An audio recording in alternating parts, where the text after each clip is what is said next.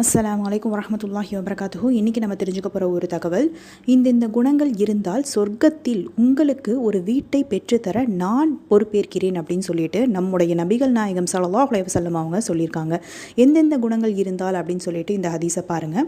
நபி ஸல்லல்லாஹு அலைஹி வஸல்லம் அவர்கள் கூறினார்கள், தான் உண்மை கூறுவதாக இருந்த போதிலும் தர்க்கம் செய்வதை விட்டு விடுபவருக்கு சுவனத்தின் கீழ்த்தடத்தில் ஒரு வீடு கிடைப்பதற்கு நான் பொறுப்பேற்றுக் கொள்கிறேன். தமாஷானாலும் பொய்யை விட்டு விடுபவருக்கு சுவனத்தின் நடுப்பகுதியில் ஒரு வீடு கிடைப்பதற்கு நான் பொறுப்பேற்றுக் கொள்கிறேன். அழகான குணமுடையவருக்கு சுவனத்தின் மேல் பகுதியில் ஒரு வீடு கிடைப்பதற்கு நான் பொறுப்பேற்றுக் கொள்கிறேன் அப்படின்னு சொல்லிட்டு நம்முடைய நபிகள் நாயகம் ஸல்லல்லாஹு அலைஹி வஸல்லம் அவங்க கூறியிருக்காங்க. இந்த சுப்ஹானல்லாஹ். அப்போ இந்த 3 குணங்களையும் நம்ம ஒரு சேர நம்ம கடைபிடித்து சொர்க்கத்தில் வீடு பெறக்கூடிய பாக்கியத்தை நமக்கு அல்லாஹ் தரணும். இன்ஷா அல்லாஹ் ஒவ்வொருவரும் இந்த 3 குணங்களை கடைபிடிக்கக்கூடிய மக்களாக அல்லாஹ் நம்ம அனைவரையுமே ஆக்கி அருள் புரியணும். ஆமீன். அஸ்ஸலாமு அலைக்கும் வரஹ்மத்துல்லாஹி வபரகாத்துஹு.